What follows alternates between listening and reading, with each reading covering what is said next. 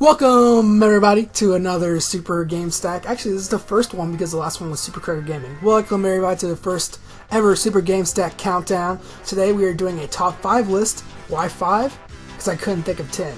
Today, we are doing...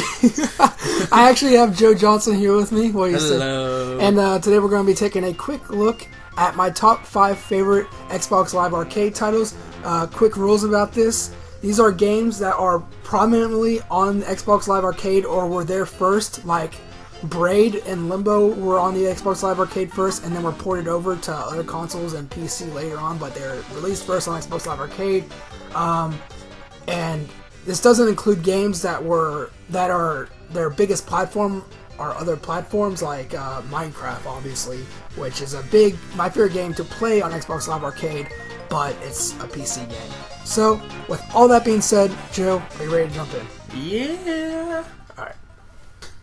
First up on the list, coming in at number 5, we have one game that, one of many that were featured on Indie Game the Movie, one of my favorite documentaries, Super Meat Boy, is known as being a ridiculously hard platformer. And Joe, have you played it?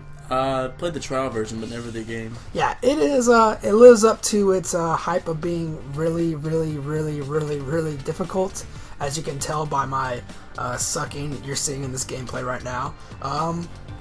Reason it didn't get any higher, well, the games ahead of it are just that good. Right? Oh, that's a good reason. Alright, let's move on to number 4. Coming up number 4 on the list is one of my favorites, obviously, because it's on the list. We have another Indie Game the Movie game, Fez. Joe, I know you have this is very close to your heart, Fez. I actually played Fez this last holiday season, and Fez is just such a great game. You have like the nice little intro where it starts out, looks like it's going to be a 2D game, all little Gomez, little Fez guy. He is just climbing this tower, and it's a 2D platformer. But then you get the Fez, the magical Fez, and it turns the world 3D to an extent. I mean, it's still a 2D platformer, but adding the whole 3D world into it, you can change the perspective, and it totally changes the gameplay. It's a really fun game to play. Mm-hmm. It just has that kind of quirkiness to it.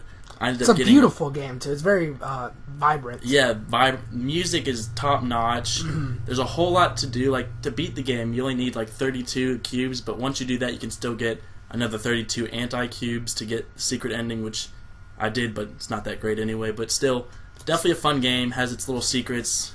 Whole lot of fun, though. Coming up at number 3, this is actually a pretty underrated game, Shadow Complex. Not a lot of people talk about it. It is a Metroid-style... Metroidvania. Gosh. Metroid did it first, Joe. Metroid did it first.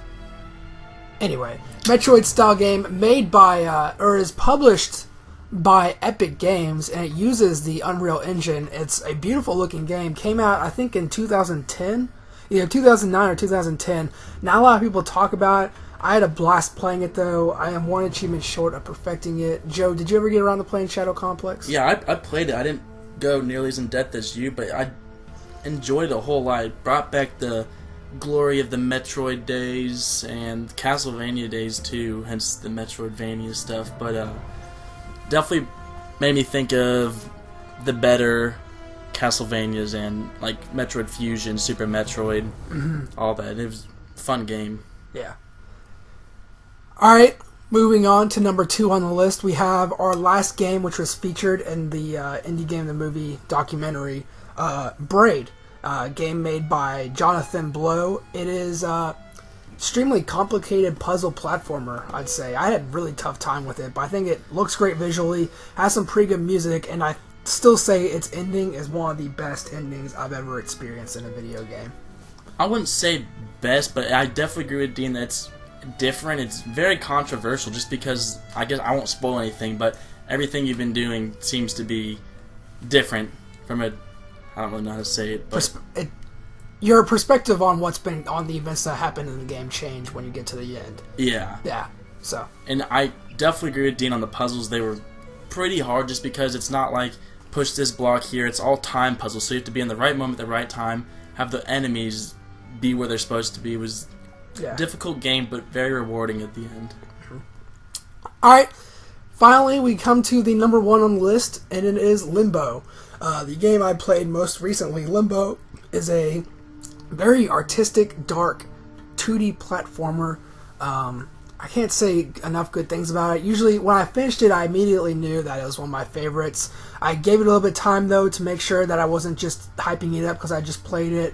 Still now, after not playing it for a while, I still look back very fondly on it. Joe, have you played Limbo? I have. Limbo, I think Dean summed it up pretty well. Very dark, has a very unique artistic style about it, but I definitely enjoyed it. The puzzles definitely got harder as you played. Oh, yeah.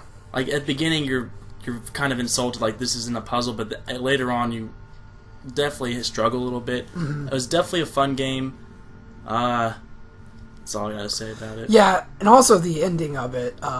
It's not like the game, it relies so much on the atmosphere, and there's really not much in terms of storytelling, but ending for it is right up there with Braid for one of my favorite endings of all time. Like I said, beautifully dark game, and I don't think I'll ever get all the achievements on it, Joe, because there's an achievement for dying 5 or less times throughout the game. And playing it all in one sitting, which is still a pretty lengthy arcade game. Yeah, so, yeah, that's number 1. Thanks, Joe, for joining me on this top 5 list. Like and subscribe. You know, honorary mention to Castle Crashers, my favorite arcade game. Castle Crashers isn't on the list because I never played it. So, but yeah, thanks again for joining me, Joe, and thanks for watching. No problem.